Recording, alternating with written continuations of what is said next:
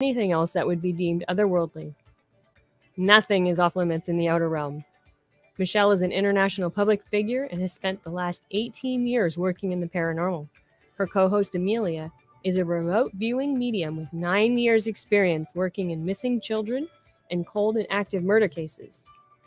So go to podcastawards.com to vote for these 4 shows and any others you enjoy listening to. That's podcastawards.com.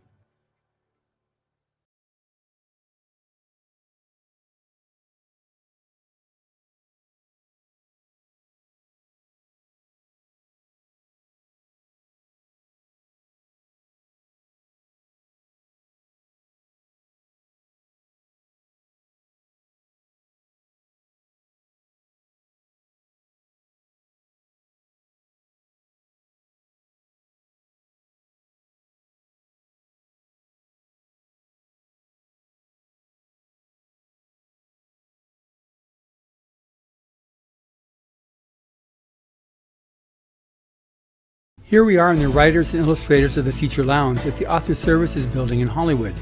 It contains a gallery of the writer and illustrator judges, a selection of the awards the contests have received, a library containing novels and art books published by winners and judges, and a selection of photos of some of our beloved keynote speakers and guests.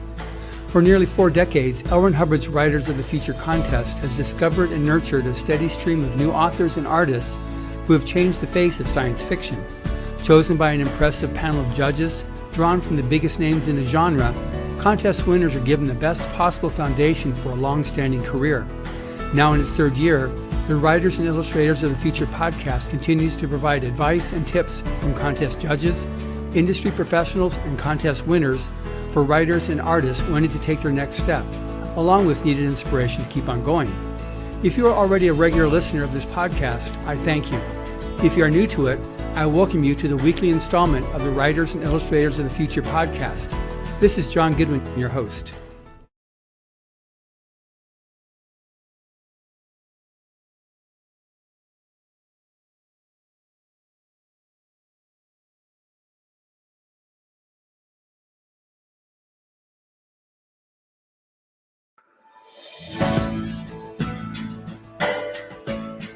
Hello, and welcome to the Writers and Illustrators of the Future podcast. This is John Goodwin, your host. This podcast is dedicated to the aspiring writer and artist and will provide inspiration and tips from top professionals in the field. If you've been listening to this podcast or are new to it, I thank you very much. I would also appreciate if you took a moment and followed it on whatever platform you use to listen to your podcasts. This week's guest is the editor-in-chief of the Strand Magazine, one of the most established and popular journals of mystery fiction active today. We met at the start of our republishing of the Stories from the Golden Age, a line of 80 books containing 153 short stories and novelettes written by L. Ron Hubbard in the 30s, 40s, and 50s. We've had several great times at BoucherCon, the big annual mystery thriller convention. He's the author of No Rest for the Dead, a book that I will ask him to talk about a bit later, but suffice it to say, it was a super enjoyable book. He's one of those great guys who makes a great friend, and I'm certainly glad that I can call him my friend. Welcome, Andrew Gulli. Thanks, John. Good to be here with you. So I guess the first question is, so the Strand Magazine is obviously mystery, and it's we'll go over a little bit like the different types of mysteries, and we'll get into science fiction mystery. But how long have you been with the Strand Magazine, and how did you end up being editor of the Strand Magazine?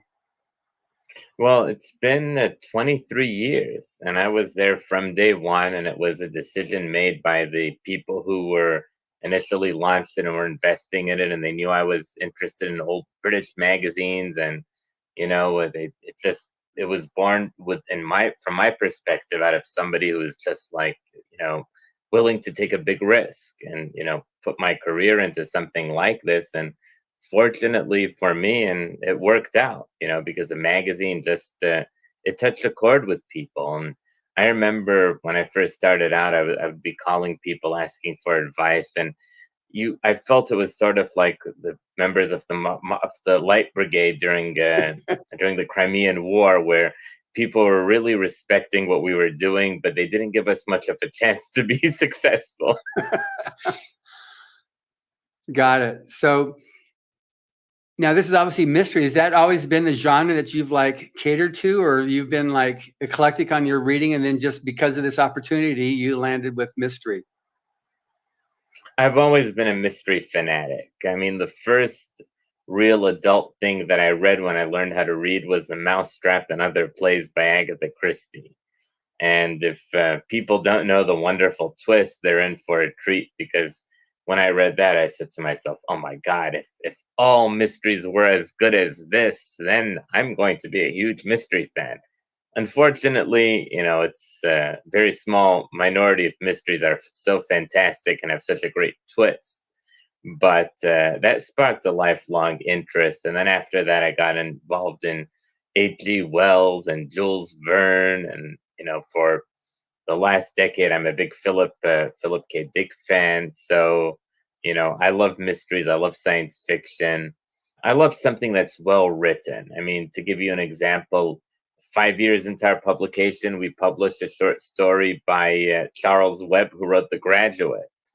So, we like to keep things different, because there's some very good mystery magazines out there. There's Ellery Queen, there's Alfred Hitchcock, but they're very, they're mystery centric. So we want to be a little different from our friends at Hitchcock and Ellery Queen by at times publishing science fiction, at times just a short story, at times something that's even comical.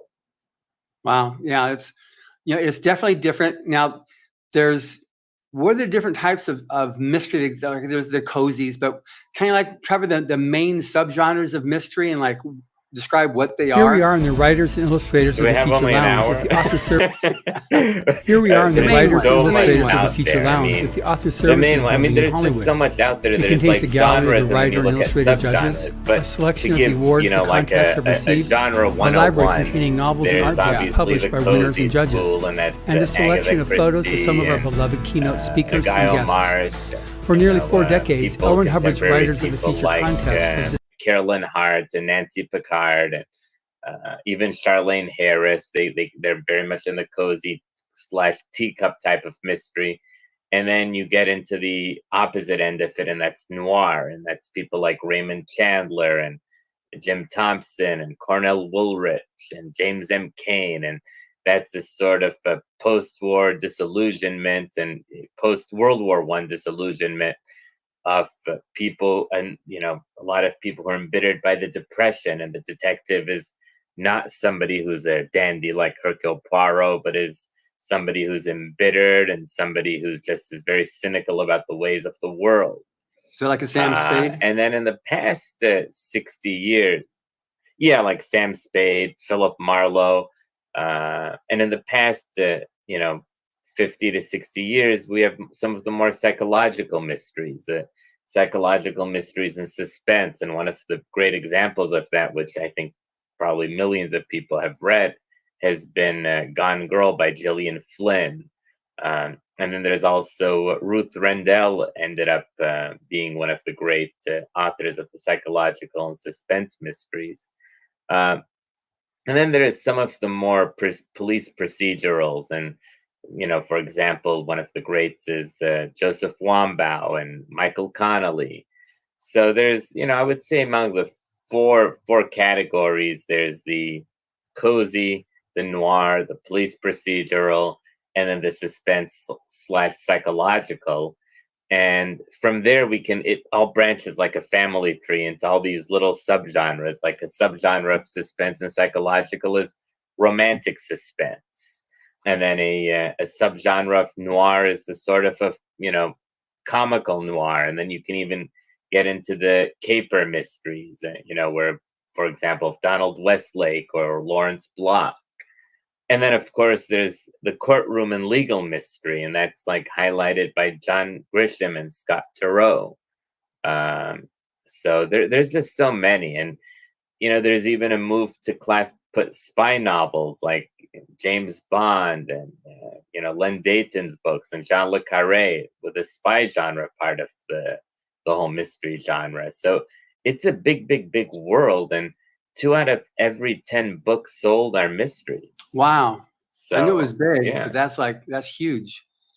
And James Patterson has a lock on everything. I mean, 1 out of 39 books sold is a James Patterson book. Wow. So on the... I wish I was his portfolio manager. Yeah. So now with science fiction and mystery, what is that? Is its own thing, or it could be any one of those main subgenres that you can have, or what? How's that fit in there? What does that mostly fall under? It can be any one of those genres. I mean, there are these authors like Lauren Bukis, and she writes almost these futuristic mysteries, and she borrows something from H.G. Wells, and she borrows something from Raymond Chandler. So it can be anything. I mean, I don't think we're going to have a courtroom / science fiction mystery, but you can't, there have been practitioners who've written a science fiction mystery that's a part cozy.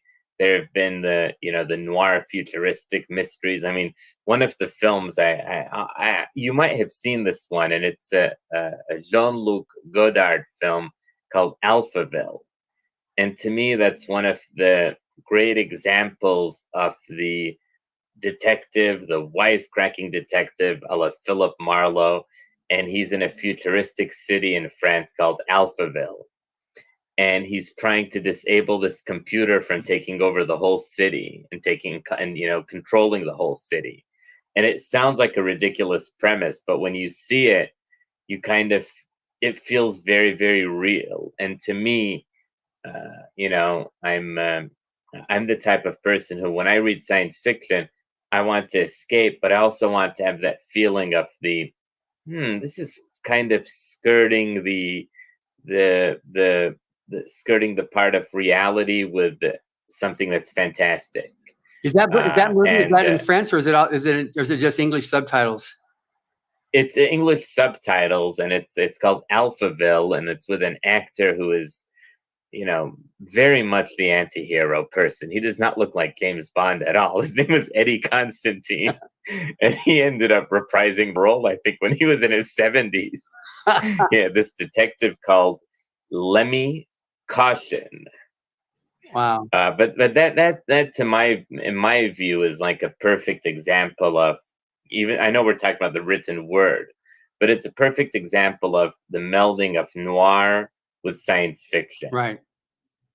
Yeah, because I know that other science fiction mystery ones, at least that I've read, like Anubis Gates by Tim Powers is one of those. And then probably a lot of people have read, which is very much tongue-in-cheek, but Dirk Gently's Holistic Detective Agency by Douglas Adams. Oh, that's great. Yeah, that's a fun one then.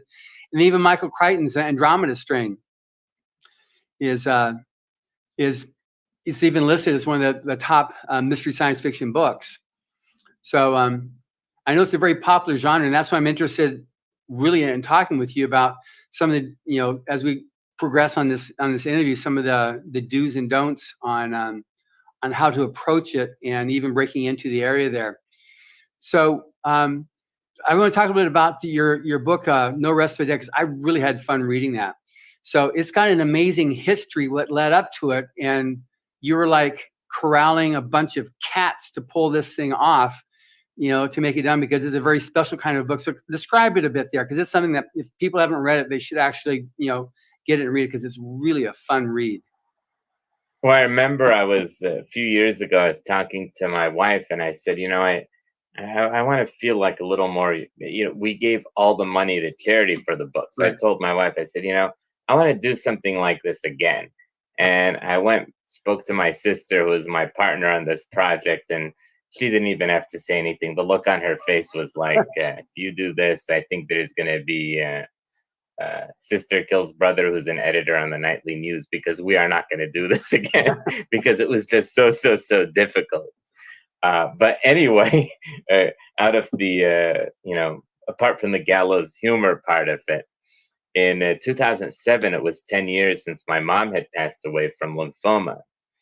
And over the years, I'd made contact with a lot of writers. And I said to myself, I wanted to do something which would honor my mom's memory and try to raise money for lymphoma leukemia research.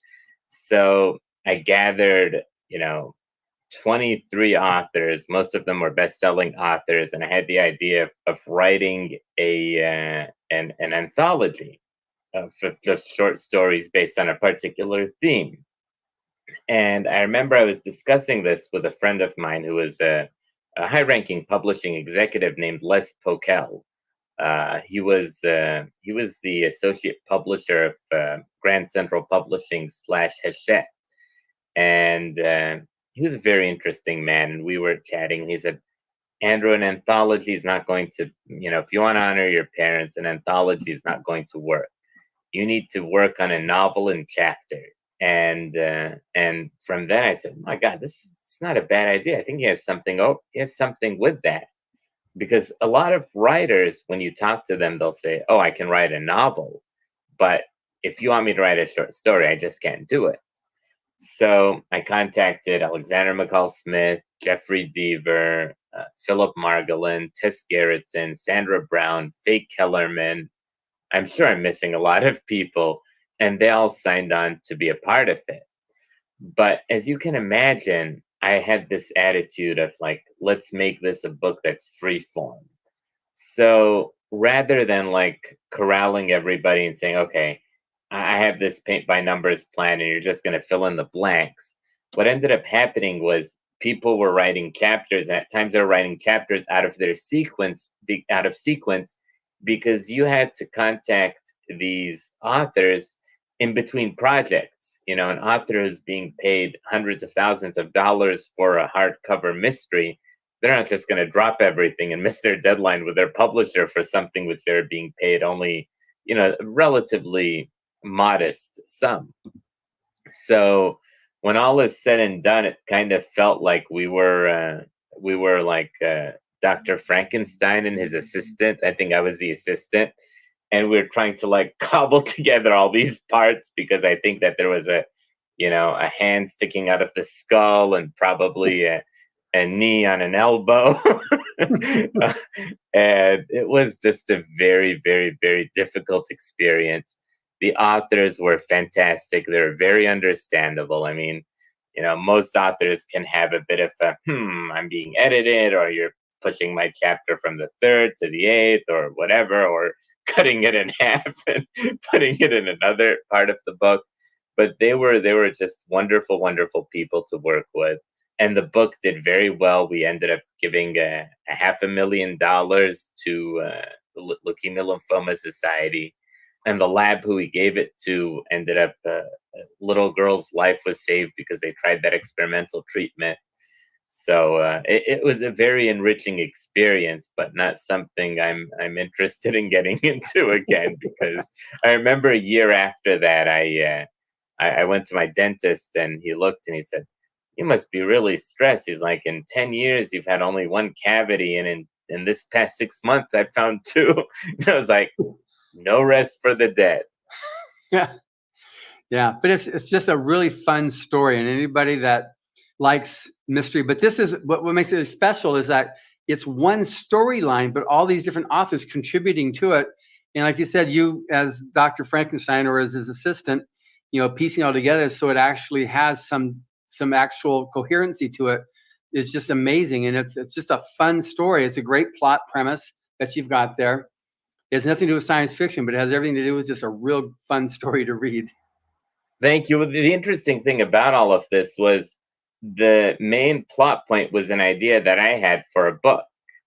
And when I first approached John Lesquois, I said, "John, you're going to write the first chapter." He said, "Sure, I will." And then I said, "Okay, what's it going to be about?" He said, "Andrew." I said, "I'm going to write the first chapter. I'm not going to come up with a book." So I had to write the prologue, and he took it from there. And, so I was very happy to give away the plot idea I had for a book, just to get the ball rolling. And of course, David Baldacci was kind enough to write the best introduction that I've read in one of these books. No, it's just a great book. So anyway, so hopefully people, listening to this decide to check it out. No Rest for the Dead. And I guess you can still get it wherever you get books. Yeah, I mean, it's available now. I mean, I think I'm not sure if the hardcover is in print, but the trade paperback is in print, and the audiobook is still available, and the digital edition is also available. Yeah. So Anyway, so this is the Writers of the Future podcast. So obviously science fiction creeps into this as a key element. So science fiction and mystery, as they meld. When we talked before this interview, you said, "Oh yeah, it's like you love reading it." So let's talk a bit about science fiction and mystery, and what makes something good versus something that's like, for you. Well, you want something that feels you want something that has a feel that it's original. You don't want something to feel that it's derivative. And it's so difficult to say that, because I remember I was trying to work on something myself, a plot for a book. And I wrote I think about 3,000 words.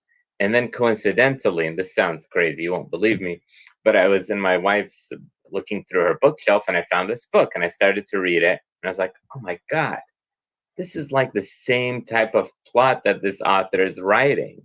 So the one bit of advice I would have to any aspiring author is to read the basics, read the Jules Verne's, read the H.G. Wells, read Heinlein, read Philip K. Dick, even H.P. Lovecraft, and read Ray Bradbury, of course, who I think is like the king of science fiction authors. And R100 too. I'm going to say him too, because I really enjoy his works. Yeah, of course. And he was fantastic in that genre. He was very inventive. And the reason his books are constantly selling is because he just was very, very imaginative. His stuff was not derivative. When you read some of Hubbard's books, be it the pulp, be it the thriller, you feel like it's somebody who understood what the genre was about, understood about fair play, but also made sure that his voice was an original voice. And that's what I always tell writers whenever I'm teaching talking to people in a seminar or a class, or many of the times where I'll speak to aspiring writers, I'll always say, read the basics, and then from there you'll find your own voice, because eventually a person's style will come to them. But if you try to push it, if you try to just work too hard and too quickly, you'll find that you're writing with Ray Bradbury's voice or Asimov's voice. You're not writing with your own. So that's a lot of the advice that I have for writers. I mean, to me, one of the best sci-fi / mysteries that I've ever read was Minority Report by Philip K. Dick, because that has that there's a mystery, there's science fiction, it's inventive, it's non-derivative. So that's one of the perfect gems. It's like a template of how to do it, how to be within two genres, but in a way so that you're not going to confuse an editor. Because when you talk to publishers, when you talk to a lot of my friends who are editors, they'll give me stories of oh, I passed on the Da Vinci Code, or I passed on the girl with the dragon tattoo. And I'll say, well, how did that happen? And they'll say, well, the big difficulty with it is it confused me. And I said, why would it confuse you? And they'll say, well, there was nothing like it. So for the aspiring crime writer, you need to be sure that, you're not going to confuse people, because stories of the girl with the dragon tattoo or some of these other very successful books, for every one that became a #1 bestseller and a phenomenon, there's probably 10,000 that were just thrown away in the slush pile. Got it. Yeah. I had an interesting chat a few podcasts back with Otto Penzler, who I met in much more detail at I think it was at your book release party at BoucherCon about 10 years or whatever ago. Oh yeah, that was in San Francisco, 2010. Yeah, and it's just talking about for him what makes a really good mystery or any type of story. So it's a lot of what you're saying too. It's I think it's important people understand, and as an editor, because you publish short stories in your magazine. I know a lot of stuff you do. You find these unpublished stories from these big names from the past, but you also publish then the new writers as well. Exactly. I mean, we publish old authors, we publish new authors. I mean, oftentimes an example I'll give in new authors, and to me, like nowadays, it's kind of vogue to knock Agatha Christie and for people to look into the dark inner sanctum of the human mind. But I think Agatha Christie was one of the greats, and you know, I think her books will be in print for hundreds of more years. But you know, one book where I felt was an example of like, or was an example of something not to do, was one of her books where like the criminal was obvious and it was like somebody who was caught pointing a gun at somebody, and the whole story went into circles until you found out that that person did indeed commit the crime. So to me, as an editor, the way for a reader to be satisfied is to find that you're being led along several paths, and then ultimately you're surprised at the end. You know, and people like Agatha Christie, the reason why she was just a very successful writer is because she just managed to like make people feel like they were on a roller coaster. And in the end, you just felt like all your senses were challenged, and you're like, oh my God, I'm slapping myself on the forehead. This was so obvious to me. Yeah. That's what was the Murder on the Orient Express? That was a great example of that. Exactly. I mean, she came up in my view with like the four great twists, and one was the Mousetrap, one was Death on the Nile, one was Murder on the Orient Express, and one was the Murder of Roger Ackroyd. I mean, these four twists, I would say, are among, in terms of the whole mystery genre, the four greatest twists in mystery novel history. You can't get out of the 10 novels that are like my favorites. Those are the top four twists ever penned by anybody. Wow. Yeah. And I'd love to give the plot away, but I don't want to have people call you and send you a nasty email saying Andrew Gulli destroyed Death on the Nile for me. But I will say, read Death on the Nile, read The Mousetrap, read the Murder of Roger Ackroyd, and Murder on the Orient Express. Okay, good. That's been duly noted and recorded and logged for perpetuity. So excellent. Yes. Now it was back in I guess it was in 2015. You presented an award for Fear, the book Fear, for the Diamond Jubilee, the 75th anniversary. You wrote on here, with scores of authors influenced by this tour de force in the world of horror, Fear is as chilling, tense, and as brilliant now as it was when it was published 75 years ago. Andrew Gulli, managing editor of the Strand Magazine, and that was on the Diamond Jubilee of Fear by R100. What about that book did you find so like impressive? I mean, it's got kudos from all the major names. You know, Boucher had a whole thing about it. Bradbury said that was his favorite. He actually even made it into a play that he had performed for him, and he wrote a letter to R100 about that. It's got so many different people that have said great things about it. So what about it for you made it such a great, thriller? Well, the thing about it was this. When I read, oftentimes I'll say I'm going to read about 10, 15, 20 pages, and I'm just going to go on with the next thing in my life or do some more work. And what I loved about it is when the first time I read it and then the last time I read it, I wasn't seeing that I was turning pages. I just was like, oh my God, I mean, I read 40 pages of this. This is really, really a fast book. And I like having the author do the work for me. And that's a great example of Fear, whereby you're not having to go back and read things. Everything is just sit on the table, and you're just always being challenged. You're always being like, wait, did this just happen? And it did. So you're not going to go back and say, okay, I'm going to read chapter 1, or maybe I read it a little too quickly. And I know there are different types of genres, but Fear kind of reminds me of like a Harlan Coben book, where there's always this premise of something which is just going to completely challenge how you're seeing everything. For example, Tell No One.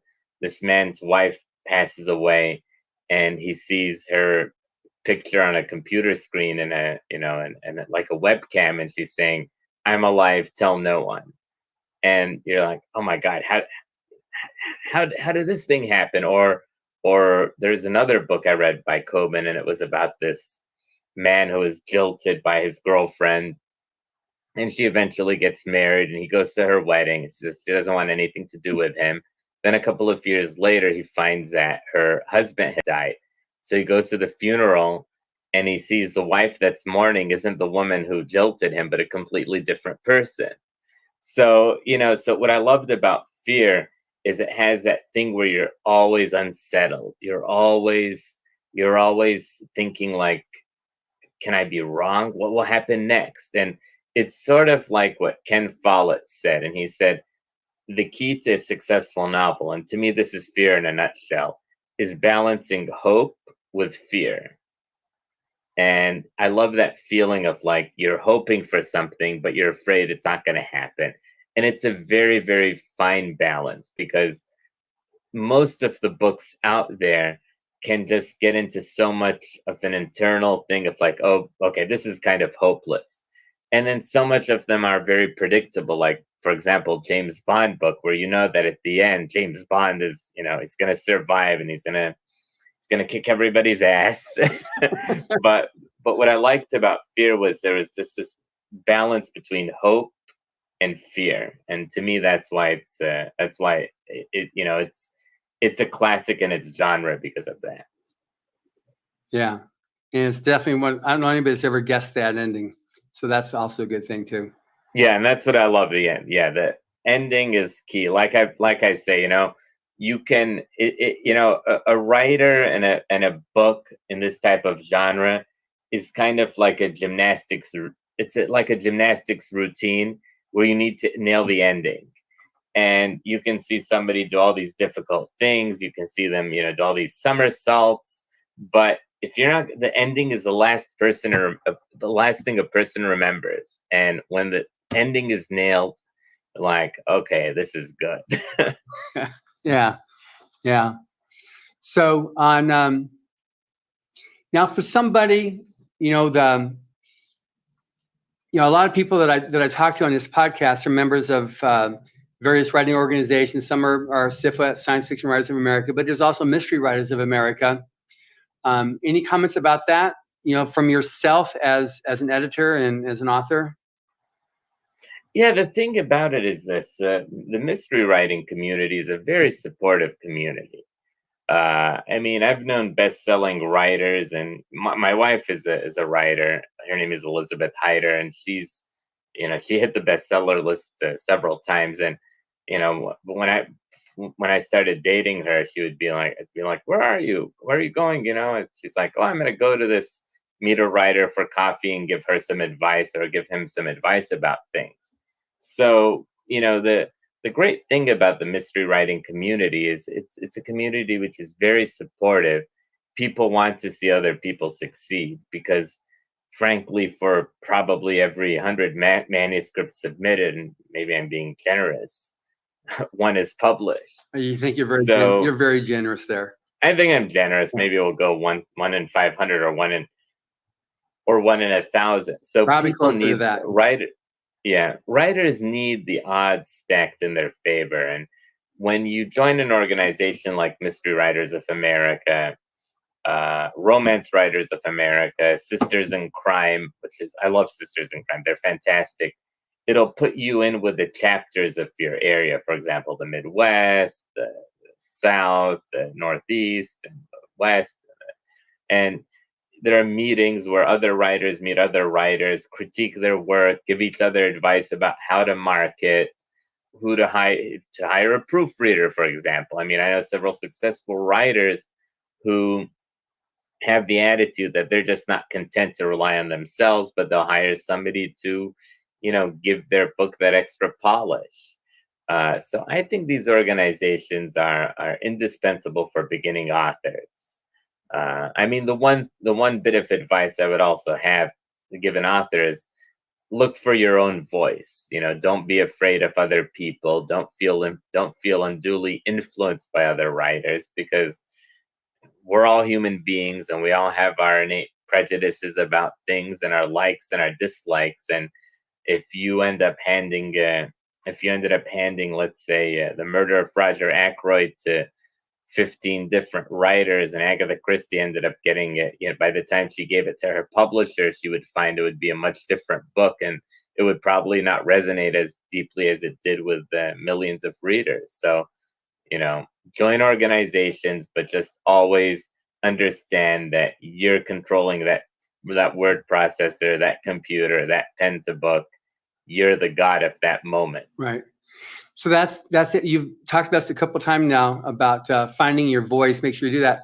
So let's talk about that a bit more, because obviously you're very well read in the genre, all the various subgenres of mystery and thriller, suspense. So in terms, is that obviously you have to read to be able to get also how do people do things, and just get familiar with how do you introduce characters, how does the plot evolve, how do you put the twists in there, what's a good twist, what's not a good twist, what gets you going, what doesn't. But I've talked to a lot of authors, and they talk about, you have to write as well. You have to read, but you also have to just write and write and write. And I know that, Hubbard said, throw away your first million words. We've had various authors have said 500,000, 2 million words, just like lose it. You're using that to be able to build your own voice. What's your take on that?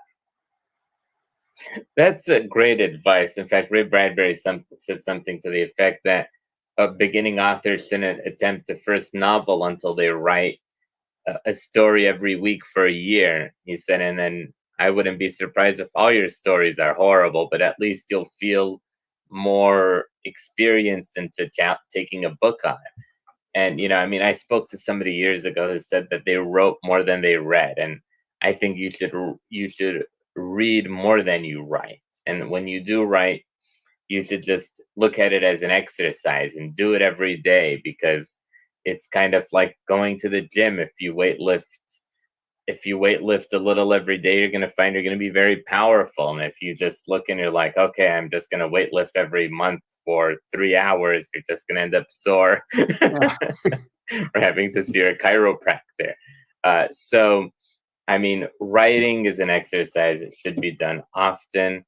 It should just person should just not hear that critical voice in their head saying, I can't do it, or the chance is small that I'm going to be able to do it, because obviously there are a lot of writers who are making a living out of being a writer. So if you're just going to be the quiet person who's just going to go away, that's just going to mean that your chance is zero. Yeah. Yeah.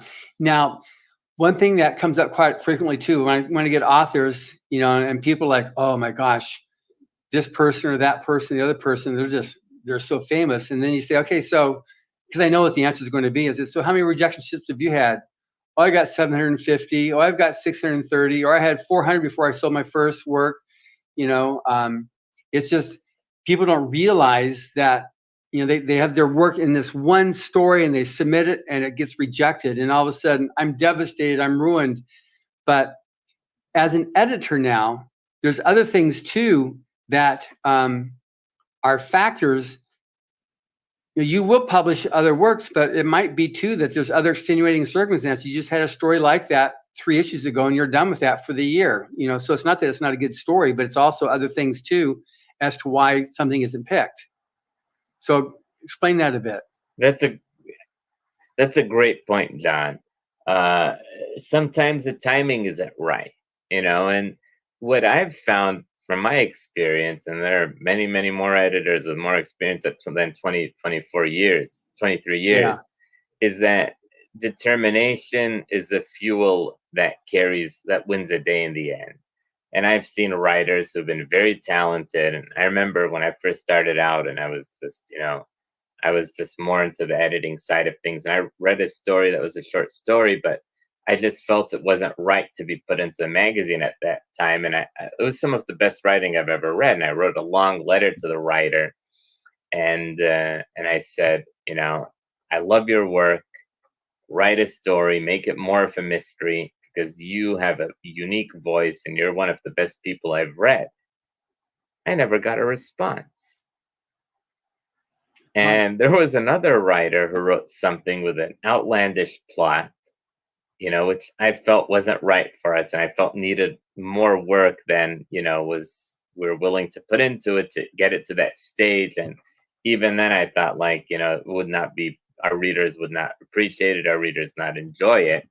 And that writer went on, just was badgering me constantly, and aren't you going to do this, and aren't you going to do that? And I don't get annoyed, because I like to see people who are determined. I like to see people who are their best advocate. But that writer became a very, very successful writer. So, and I've seen this replayed several times, that the person who has a little talent but a lot of determination is going to go much, much further than the person who has a lot of talent but very little determination. That's a good point, because talent will also improve as you write. You keep on writing, you get better and better and better. Not every day. I'm being facetious in that there's some authors who, at a certain stage, they just run out of ideas and they're like dialing it in, and you're like, oh my God, I remember this person 30 years ago. What has happened? But that is a good point, that like, for the author who is dedicated more to the craft than to the luxuries that being a successful author will bring them, they get better and better and better. And in fact, I was talking to Jeffrey Deaver about this, who's another one of my favorite authors. And I said, Jeff, tell me, I said, you've been in this business for almost 40 years.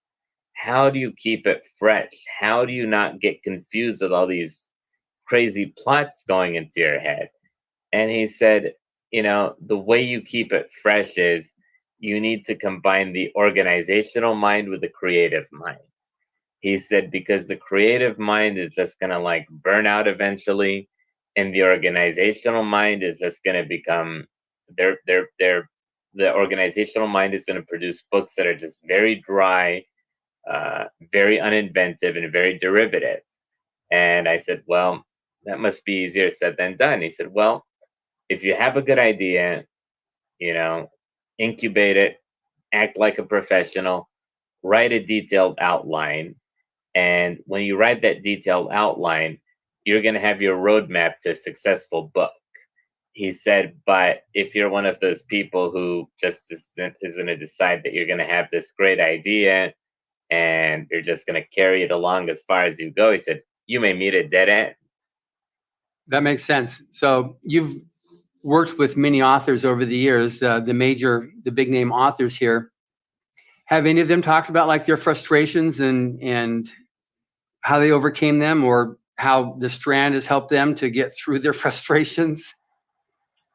Well, interestingly, one of the authors who we first published in our first issue, he ended up sending his manuscript to a partner to critique it, and he fell in love with her, and they ended up getting married. So that's a nice story. but on the basis of writers who are struggling, I think that now more than ever, particularly among mid-list authors and even among successful authors, there is a lot of pressure for them to write one book a year. And at times, authors they're artistic and they have that artistic temperament. It's not like a Wall Street executive who's just going to be, mainly a numbers person. Doesn't require creativity to become a very good investor or somebody in business, or, in the business side of numbers. Yeah. So authors can feel like, I want to make this book ready when I feel that it's ready. And the market cannot be very forgiving of them. And publishers can have that attitude of like, this is a business like any, and we need you to come out with this product once a year. So sometimes authors, they just feel like, like some of the fun of it has gone away because of just the pressures to become very successful. And some very successful authors, they're writing 2 books a year. So, authors like, want to spend some more time with their family. They just want to have that feeling like that they can interact more with their fans. They can do some more pet projects, but they're saying to themselves, oh my God, I have this deadline, I have that deadline. So I think probably like 20 or 30 or 50 years ago, authors had the luxury, and I think authors did better financially than they're doing now, that they have the luxury of not being, feeling the heat to write more than they ever have written. Right. Now, with yourself now, are you more inclined to buy an author who gets his books published or stories published through mainstream conventional publishing houses, or do you also do the self-published? Do you have any particular, for yourself, preference? Well, to me, like in the magazine, you always need like a couple of big name authors on the cover so that people pick it up from the bookstore. Because, like I say, I'm complaining about saying, "Oh, publishers are feeling pressure." We feel that pressure too. So if I had like John Smith, like top 5 names in the magazine, I'm going to be hearing it from my from my distributor in Barnes and Noble's and say, "Andrew, come on, the sales," So, that's part of the capitalist society where everybody's always feeling, you always need to do better. You always need to like jump through, face the next hurdle. And in terms of authors, we just look at quality. If a person's been published before and they wrote a great book, that's fantastic. If a person's never been published before and they wrote something great, we'll publish them. I mean, sometimes we've had cases where best-selling authors have written stories for us and we're like, "We love you, but we can't publish this because you're not going to look good and we're not going to look good." Right. So then you have no problem telling somebody, even if it's a big name author, thanks, but no thanks. Yeah, you can't, because, at the end of the day, we have to, we don't want people to look and say, "God, this magazine is just like it's like a receptacle for people who are successful but not writing something that they're proud of or that the magazine is proud of." Right. So for someone to want to be able to, is there a particular line that people have if they want to write, if they've got like a story they want to be able to submit, how they would do that? We have guidelines. We'll send them if they send us an email to submissions@strandmag.com. We'll send them guidelines and they can submit a story to us electronically. Okay. Now you've got a print magazine, but you've also got online as well. So how does that work? It's not just you take the print magazine and throw it online. It's kind of like it expands the world of the Strand. I'm from what I remember. Yeah, we have a blog that has probably I think about 1,500 articles in it, and we have interviews with some of the top authors, best stuff lists, like the best spy novels of all time, the best Agatha Christie, the great cozy mysteries of all time. So we've reviews, DVD reviews, writing tips. We have hundreds of articles about writing tips. So we've expanded into that, and that's brought us a lot of interest on the website, and a lot of authors are just very excited because, for example, if I've interviewed Michael Connelly once, I'm not going to interview him again, because what are we going to talk about? But you can have some of these leading authors who will have a little Q&A with them about their latest book. And that way things are fresh. People aren't going to look at a Michael Connelly interview published from 12 years ago and be like, "Okay, he's done a lot since then." So that's just been very exciting, because I'm one of these types of people where I don't like rejecting people. I don't like if a writer is like, "Hey, I have this idea," and I'll say, "I'm sorry, but there's no space in a magazine to put this in, where this is something whereby the writer will get a lot of attention." And I don't have to say no. I can say, "Hey, we can publish this on the blog." So you publish short stories as well on the blog? Yeah, limited short stories on the blog. We're working on a venture where we publish some more stuff of that nature on the blog, and we'll make an announcement about that. Right. But it's mainly articles. Okay. So we've got about 10 minutes left here. So there's still a bunch of stuff that I'm interested in finding out about, and on the whole thing of between mystery and science fiction and the aspiring writer. So aspiring writer, I mean, that's mostly who's going to be listening to this podcast. We have some who are writers too that just are interested in various topics that we cover.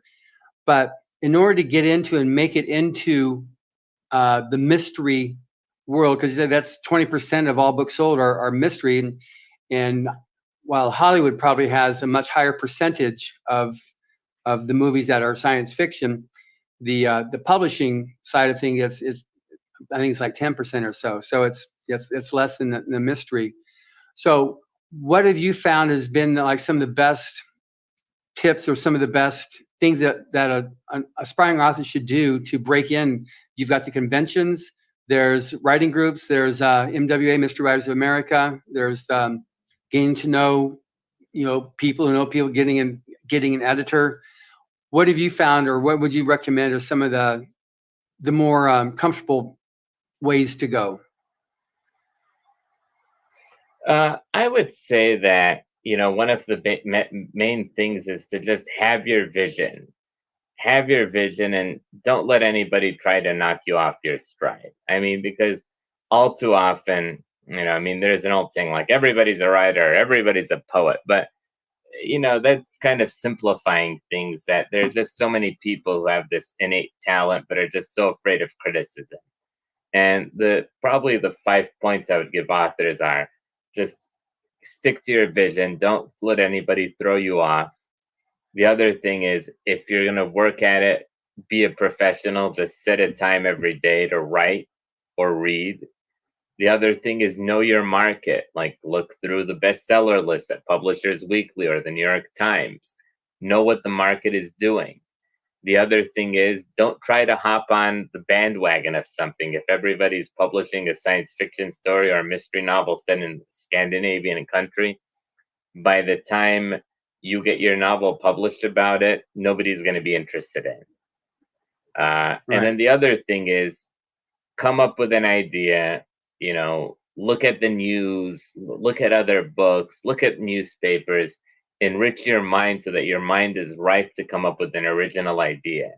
And then once you have that nugget of an original idea, then you can set up, you can take a notebook or a blank piece of paper and then draw a circle around it, and then draw that unique idea that you have, and then branch it out into characters and into a plot. And you could very well have the outline of a novel or a short story in one big piece of paper. But it just comes with that original idea, that nugget of an idea. And it's just, it can just mushroom into something wonderful. I get it.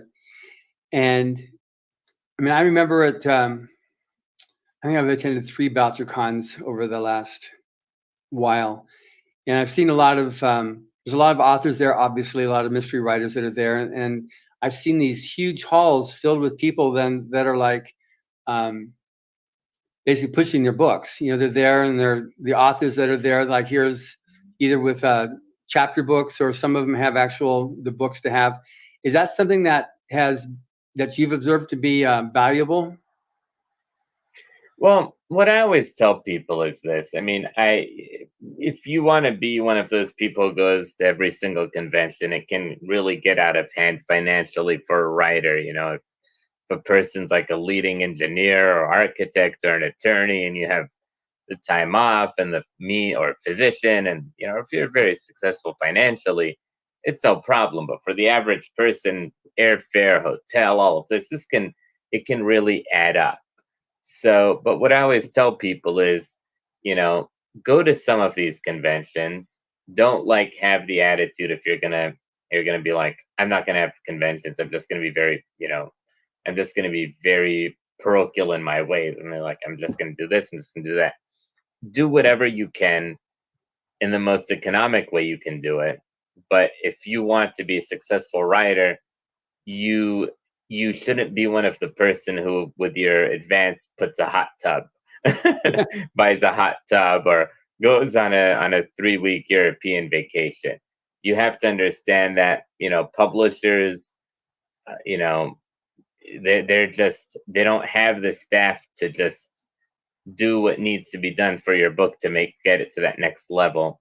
You need to help them, and you need to help them by working on marketing your book, working on becoming a publicist for your book, working on doing whatever you can to make sure people read your book. And, the key to success is, to me, success as an author is like pushing a big boulder off of a hill. And if you go to a convention, that's a couple of inches. If you publicize like crazy, that's another. If you do advertising and marketing, that's another. And you can find that you're doing all of that and that boulder won't move very far. But if you don't do any of it, you're just kind of guaranteeing that you need to be very lucky to get to that next level. Got it. So that makes sense on that stuff. So now your magazine, obviously you're very much in the world of the internet. It's a print magazine, but in order to get it known and to reach new audiences and to make it global, you've got your internet that you work with. Is that a big thing also for the writer from your perspective? It is. I mean, nowadays, people could just, research is at their fingertips. When I was a young man, everything would have to go to the bookstore and read all about writing. And now you can look up quotes, you can get inspiration on the internet, you can read the news. It's such a great world, and it's such a great time to be a writer. And if you have a little talent, there's no excuse for you not to just use the means at your disposal that were not around like 30 years ago to help you, to inspire you, and to drive you to success. I get it. Yeah, we created this the R100 Writers, the Future Online Writing Workshop, which is a free online course, which we've had.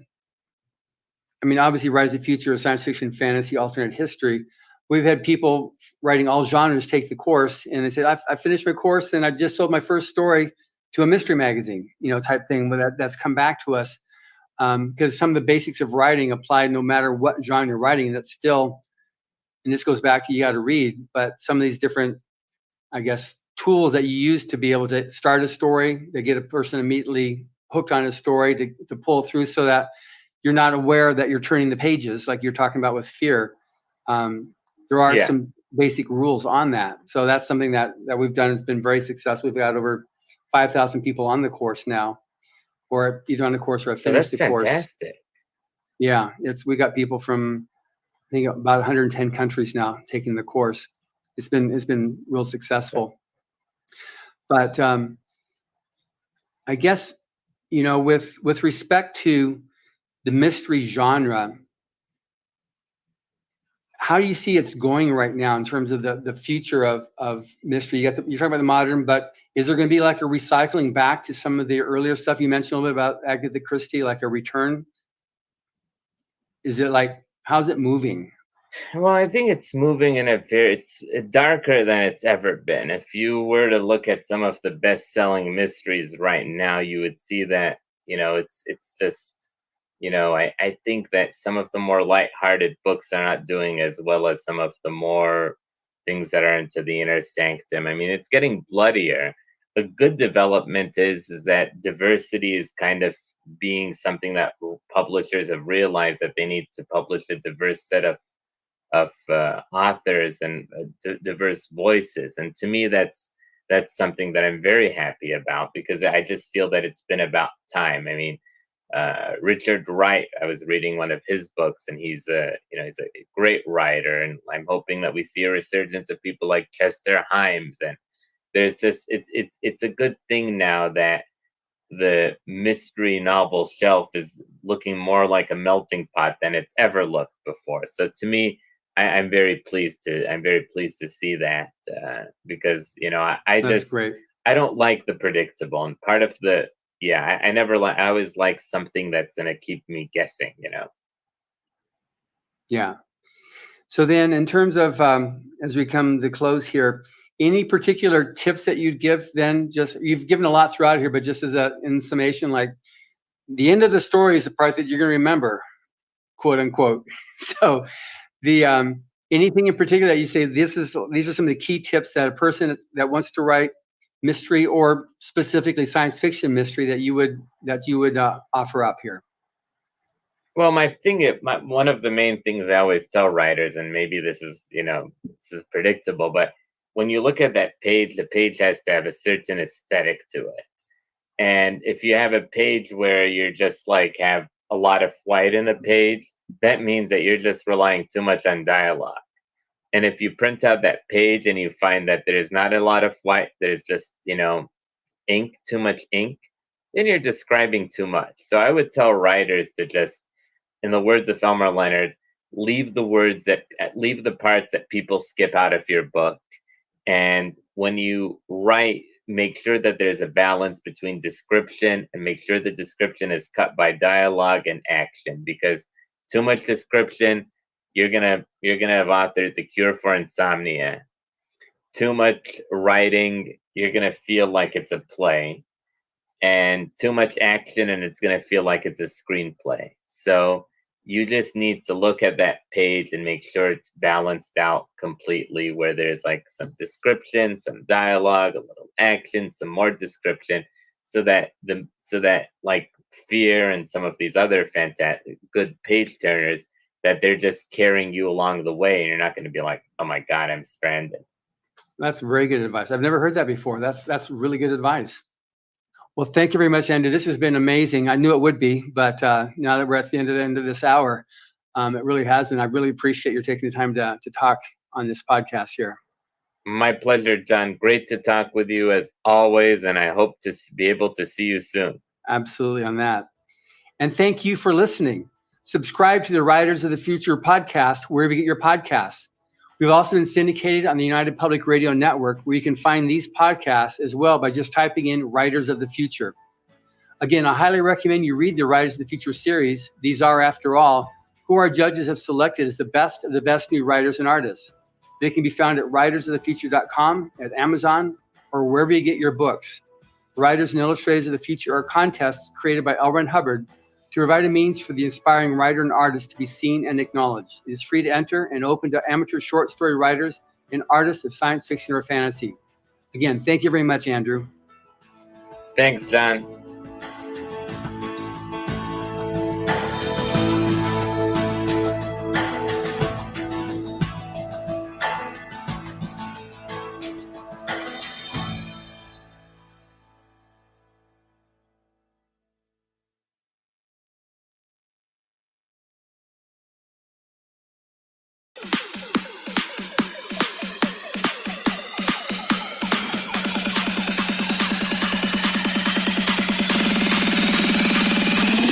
ngày mai bão giông ngập trời, dù em đã yêu ai mất rồi, thì anh vẫn đứng đây như xưa và chờ em tới. Nhưng em đừng khóc nước mắt nhạt nhòa đôi đi, anh sẽ bên kia vẫn nhớ em vì hai đôi chân đang khóc đưa đi.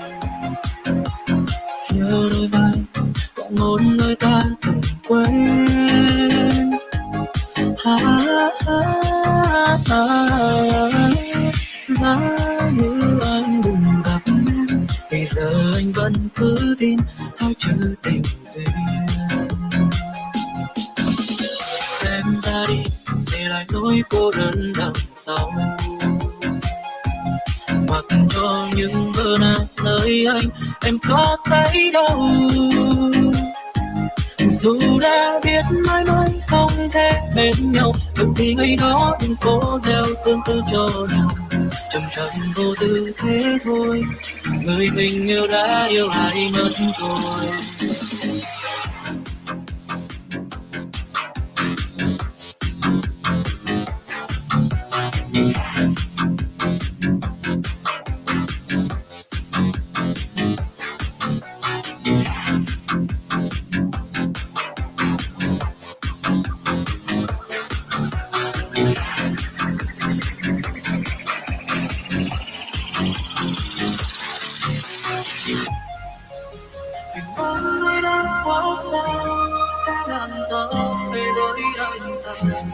Chỉ là những tiếc nỗi của một gió đôi người đã xa.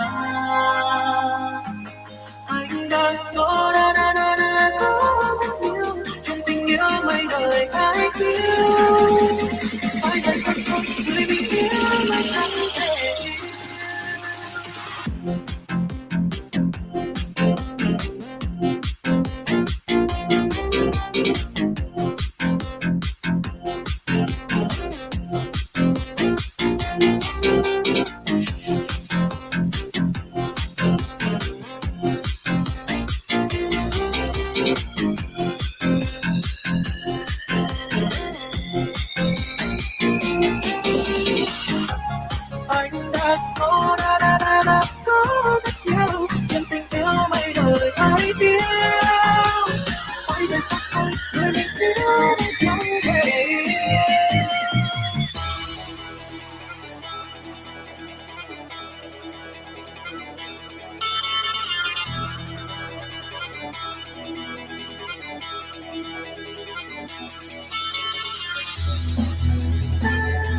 Когда я вижу тебя, все начинает меняться.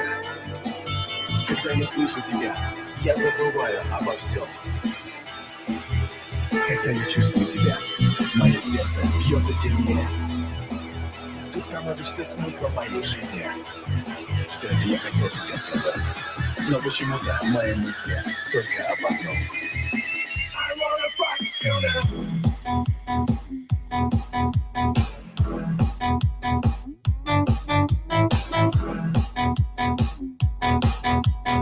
I don't know about you, but I want a cocktail. Let's drink it. Let's do it. Let's drink it. Let's do it. Come on, let's drink it. Let's do it. Let's drink it. Let's do it. I want to hear you say. Let's drink it. Let's do it. Let's drink it. Let's do it. Let's drink it. Let's do it. Let's drink it. Let's do it. Sex, sex, sex on the beach. Sex, sex, sex on the beach.